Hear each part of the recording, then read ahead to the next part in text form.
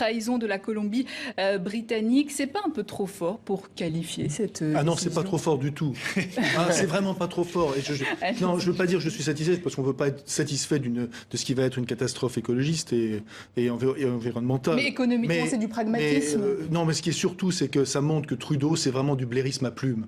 C'est-à-dire que ce monsieur qui passe son temps à se mettre des coiffes indiennes et à déambuler durant ses campagnes avec un communautarisme qui n'est fait que pour une certaine forme de gauche canadienne, aujourd'hui, on voit la limite. Et on voit comme Tony Blair d'ailleurs, on voit la limite. Tout cela, c'était du fake. Tout cela, c'était du faux. Est-ce qu'il est allé voir des gens, des représentants des Premières Nations pour prendre cette décision? La réponse est non. Pourtant, comme on l'a dit, des oléoducs passent sur leur territoire.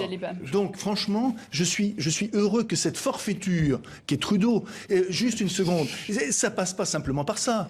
Il nous en a fait 2 en une semaine. Monsieur Trudeau a fait, qui est vraiment, paraît-il, le champion des droits de l'homme. Il est allé, évidemment, après la mort de Cuba, baiser la momie de Fidel Castro en disant combien c'était Oui, alors important. c'est un autre débat. Non, c'est le débat. C'est le débat. La baudruche Trudeau est en train de se dégonfler. En dehors de la